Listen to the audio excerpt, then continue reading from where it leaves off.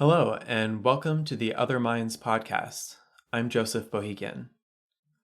That was an excerpt of Kui Dong's Scattered Ladder from her new Kairos release, which we'll hear more from later on. On this season of the podcast, we're talking with the featured composers from our 26th Other Minds Festival, which will take place on October 13th to 15th, 2022 at the Great Star Theater in San Francisco. Today I'll be talking with composer Kui Dong.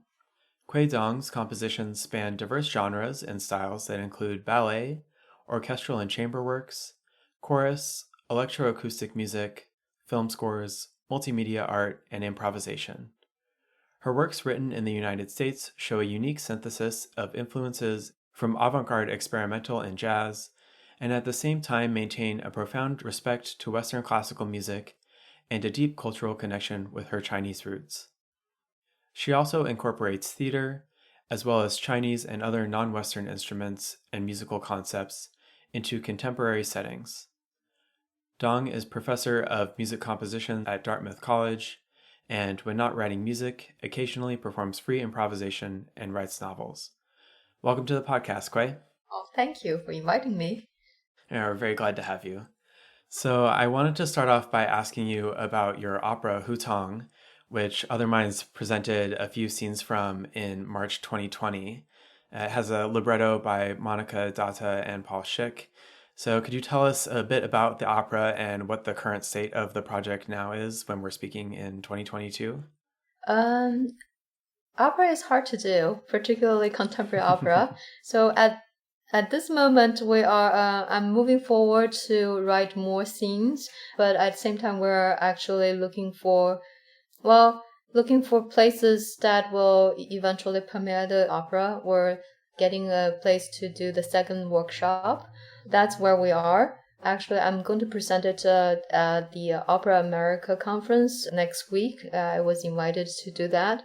So hopefully, I heard it's a big conference and that over 600 people are going to be there. So I was told to bring all promo stuff and to talk to people and network and hopefully to meet some producers and opera companies who are interested in picking this piece up. But I know that it's for what the concept of this opera is a little bit hard to describe what it is because when we received the idea grant from Opera America, I think at the end of 2019, the feedback that I received from their committee was like, okay, we're not quite sure what this opera is, so let her figure that out. So that's how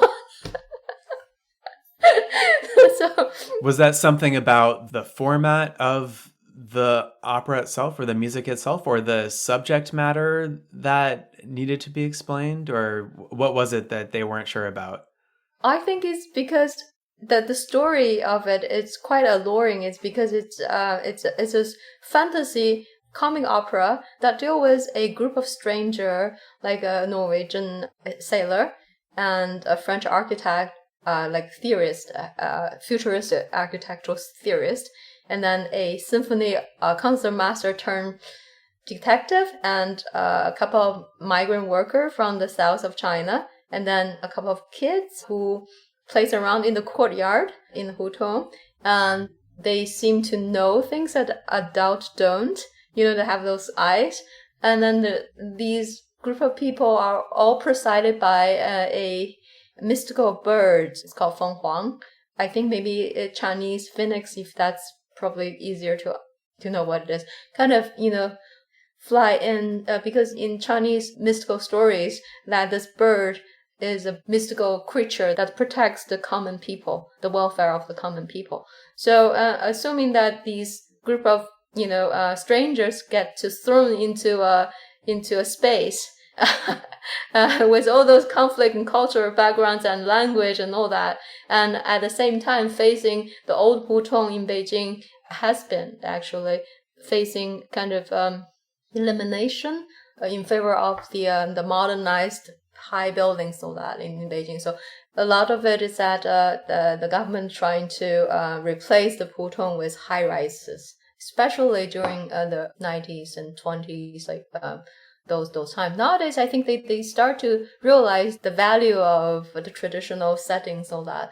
And then here comes the French architect who is very futuristic, who is proposing that everybody should live in a sphere, kind of architectural sphere. I mean, if you actually look at futuristic theory, that it is like, it's like a bubble, that everybody should live in a bubble. So it's I don't know, it's a survival story. It's not a survival story. It's about the interaction between people and the bird and Feng Huang, and also there is a frog that children plays with, but with an imaginary manifested frog, which they think that lives in the wall, which is the center of the courtyard. So there's not a narrative that I can actually tells you, okay, this is what happened. At the end, someone dies. No, but there is something happening because this kind of tension of something suddenly that their living situation, their homes are going to be changed, or something,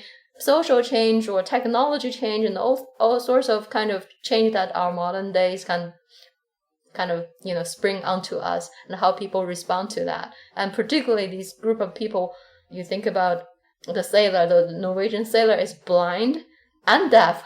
And you have a violinist detective who just play violin, who doesn't sing, but acting like a detective, thinking that there's something probably horrible happening, but and that person doesn't know. So I think it's at the end, it's a comic opera. At the end, life goes on. Nothing really happened, but life goes on. It's I don't know whether I answer your question or not. Can we maybe also take a step back to and explain what a hutong is for people who don't know, right? It's a type of courtyard that's common in Beijing. Yeah, it's the Hutong, it's narrow alley. So, narrow alleys, actually you can find it in ancient Rome. I mean, in any old cities, like in Istanbul. I mean, you in Europe, you look at very narrowed street. But along the narrow street, you have courtyard. Courtyard is like a community that how should I say? It's a courtyard that's surrounded by a few, not apartment like houses, but some linked, some not linked, but they form a courtyard. And then the communal space is the courtyard. Everyone shares the courtyard. And then in the center of the courtyard, you will have a well, because that's where you get the water from. That's the old way that has been in Beijing for 700 years or something. But of course, once the modern days, that of course everyone is in favor of high rises, offices, malls, and then they kind of destroy. I mean, like they're old, of course. They're old. And so that's what it is. So it's a communal space. People. I mean, I used to live in one of those courtyard when I was little. I think that's why I'm so attracted to the story. The story was by Monica Dada, who's an architect, who was an architect, and now I think she's pursuing a doctoral degree or a master's degree in writing. But at the time, she works for maybe New York, I don't know exactly, the architectural firm that helps Beijing government to plan the city planner. So she was there in 2008 to work for 6 months to represent her company to help out the architectural plan for Beijing. So that was 2008. So she saw the courtyard and particularly 2008, it was the first time that China hosted the Summer Olympic. So the government, they try to get the city prepared. So a lot of high rises going up, and then obviously that a lot of old structures get demolished. So that's, particularly that time, it's very sensitive, and she saw that. And she told me about the Hutong, and then she told me about the courtyard, and I said, I lived in the courtyard. So that's how we started. And were you involved with her in creating the story? Because I know you're a novelist as well. How involved with her with the creation of the story? I'm an amateur writer. Although my first novel just got published.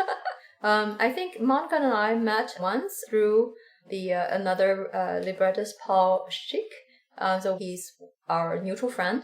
So we met and we decided to he teamed us up to create opera. And then I met Monica in New York for like 2 or 3 hours. I just told her I want a bird, I want children, I want a violinist who doesn't sing but play. I also want the birds who sings with no words. So I gave her some kind of parameters, like we also talk about the kind of cultural conflict, and I told her maybe we should have, because I met a French architect on the plane. So that was like very impressive, and he was talking about all the futuristic architectural theory to me over 4 hours of flying. So I got a really good understanding of overall what's going on. So I said I want a French architect in that. So I gave her, and then maybe someone from another culture, from another country. So basically, yeah, I lay out several characters actually, and then say, well, see what you can do. And it's about courtyard. It's we know Hutong, and she come up with the story. So that's how it goes.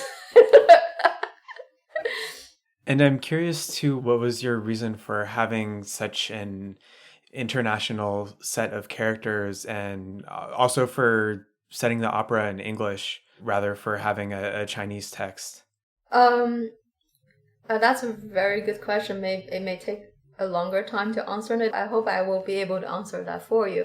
I think it's really because my status these days, I've been living in the United States for a very long time. I lived in China until I was 23, 24 maybe. So half of my life is in China, was in China, I grew up there. But then I came to the United States to study, then stayed for 20 more years now. I always felt there was a time that I have identity issues because I don't know who I am. I can't consider myself Chinese. I also cannot consider myself American. Not just because of the language issues. Every immigrant would have some language issues if you didn't study English. But that was technical issue. That wasn't that bad. And I mean, musicians are good at picking things up. But I've never really studied English, like officially. So it's all by ear. So sometimes my speaking may not be grammatically correct. I hope that I won't make much mistakes, but I think the idea of identity is that I felt I was always hanging above the Pacific Ocean. So I don't know where I am. And I always thought that even I am a naturalized US citizen, I still feel like I'm a citizen of the earth, of the world. I didn't feel like I particularly wanted to set in my original language in Chinese, because I also didn't think that was enough for me.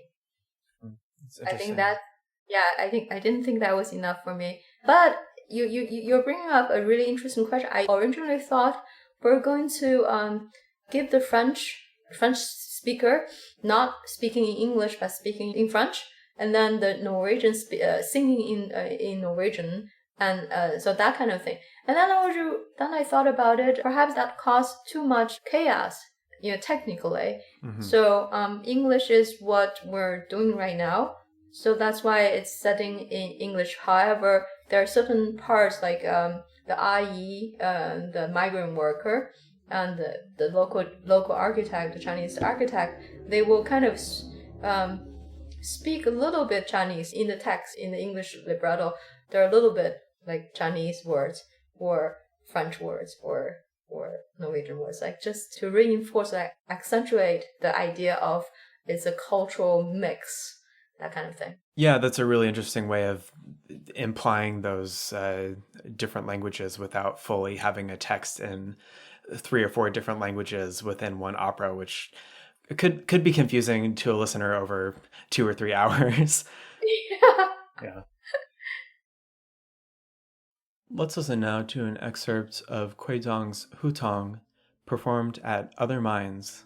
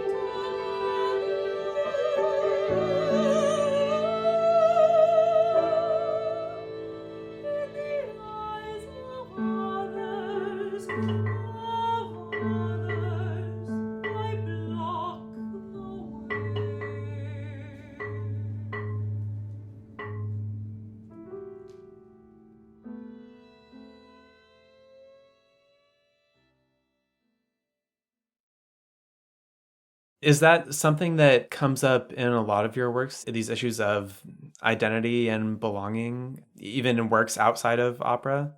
You really do know how to ask questions. This is another great question. I have a choral trilogy, and really at the time that I was writing for choral pieces with percussion and piano, and then also pure choral piece for two choir, adult choir, children's choir. Those three works, particularly the first one was set to a Chinese traditional poem. Just Chinese Su Shi is very well-known Tang Dynasty poem. And then, as I said, I didn't feel it enough to set in Chinese. I asked my friend Denise Newman, who is a San Francisco-based poet, to write me. I gave her a story. She wrote me something. And then that piece, actually, the Chinese poem was provide structure and also the contour of the melody. And Denise's poem, because I know Denise very well, I know her work, her poem is like very rhythmic. So I was using the language as a musical, it's not an inspiration, technically it's actually a musical compositional technique to use the language, because it's the intonation, the Chinese intonation, when you recite an old poem, you recite differently. It's almost like singing that way. So that was the piece that I did Chinese parallel with English. And then in the middle of the piece, the middle of the trilogy, I use Latin, English, Spanish, Chinese. So 4 languages in one song for children. And then the very last one is in English. I didn't use any other languages, but again, I wrote the poem. I used the Denise poem and also used the text from Wikipedia that I found. I found out about, very clinical description of death and all that. So, yes, I think this kind of theme kind of goes on a little bit. I think identity is a perpetual question for me forever.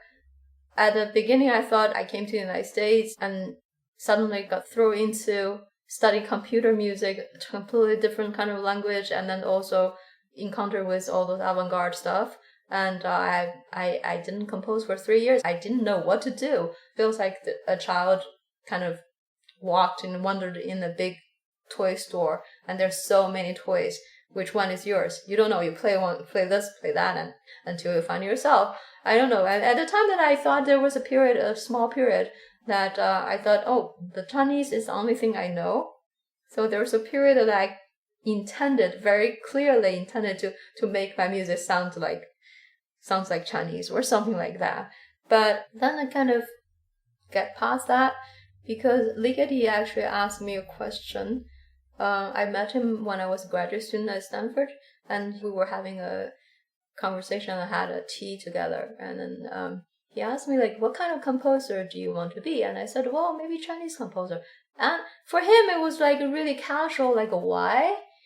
But I felt like that why, that question has kept me going for a long time. So like every time I want to answer that question, it brings up another question. So I don't know. It's like, and I did computer music, and I go back to acoustic, and then now I wrote a novel. So I don't know. As an artist, I don't know who I am. I don't know. So I think you're asking a perpetual question that I will never be able to answer. So this belonging or this. Yeah, I don't know if I answer that. I mean, I feel like I'll answer that question through whatever I'm doing, whether I belong or not belong. I don't know. My writer friends now say, like, hey, now your first novel is published, and now you're a writer, you're part of us. We're like, not really. I still compose. That kind of thing. But my editor at the publisher, the Encyclopedia of China, like, it's a big publishing house, and then slash the Knowledge Press is the press that under the just big umbrella. So these two editors was like, all right, do you have any other stories you want to tell? I said, yes, I do. And, well, keep writing. So it's like, which one? But I feel like it's project by project. I felt like once the novel is published, I will be able to belong to music community and to be a composer fully. But until the novel was published, I feel like half of me doesn't belong to music, that kind of thing. But now I feel like completely belong to music. Now I'm doing the, writing the operas and writing smaller pieces. So I guess that's the identity is always hard to answer. Yeah, that's such an interesting way to think of it, going back and forth between the different mediums with the writing and the composing. And I think that's a totally fine way to think of identity, that it's not something that you can fully answer and something that you answer through your music. All right, great. Because I'm struggling with that. I really sometimes I hope I can tell people I'm a composer, but I also write a novel.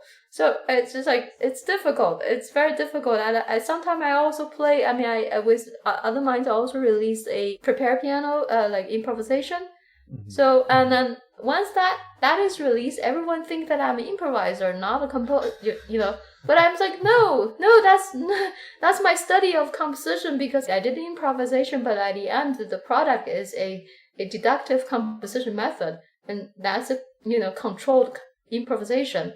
But I'm really not an improviser. I can improvise. So in a way that I really don't know who I am. Sure. Yeah. So I want to ask now about your piece, Scattered Ladder, which will be performed on Other Minds Festival 26. It's for moving marimbas, so it's a very theatrical piece in that way. There's a lot of pieces for multiple players performing on one marimba. So this one has two players performing each on two marimbas, but this is the first one that I know of where the marimbas themselves are moving during the piece. So how did you come up with that idea? When the piece was commissioned by the percussion group of Dan Haig, the director at the time, he said, okay, whenever we commission composer to write a percussion composition, composer gets very excited, do all the big setup, all the thing, but we like to have a piece that is, easy to, not easy, but, not that complicated to set all things up. That's the challenge that he gave it to me. And at the time I thought, okay, I thought about the settings of the percussion ensemble, and I want to use kind of a minimalistic idea, because it's true at the time that if you look at all those percussion pieces, they're all big setup, and so at the time I want to do the opposite. I don't want the variety of sound, that coming out of the percussion ensemble. I want the pure, like one kind of sound. And also, I was interested at the time of this crossing. At the same time that I was very interested in performers moving around on stage, but in a way that not only they move around, it's a spatial piece. Not only they move around, but the instrument move around. So I also think that it was a piece that reacting to my studies at Stanford University with karma. In those early days that I did a little bit of computer music, so all you think about stereo, multi-channel, and way that the sound's traveling around speakers. So I had this idea that on stage I would like to have some kind of sound escape from each other and then reunited. It's almost like to me, it's comical. It's like the one that they started together, and then the one marimba kind of escaped, and the other marimba eventually chased after the escaped one and reunited with that one. It's almost like a kind of comical relationship of that. But it's also, I think, it's a traveling.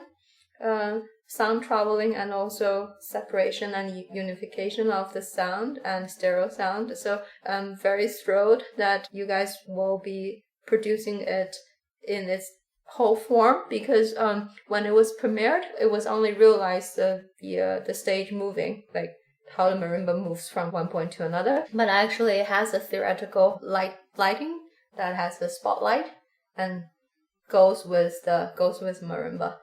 Can you talk more about that, about the lighting and how that plays into the piece? Again, it's the concept of separation and a reunion. So you have the two spotlights pointing to the two marimba that they're staged parallel. So you look at one spot. So if the entire theater is all dark, and then but you have two spotlights on the two marimba, which four players are playing parallel, and then slowly one start to move while they're playing. Then you see the lights going with it, and then theatrically that everything is dark, but you see the separation clearly visually, and also the sound actually traveling from one point to another. So it's a very simple design, but somehow this is the this is the chance that it gets fully realized. So I'm actually very excited. Let's listen now to an excerpt of Kui Dong's Scattered Ladder, performed by Third Coast Percussion.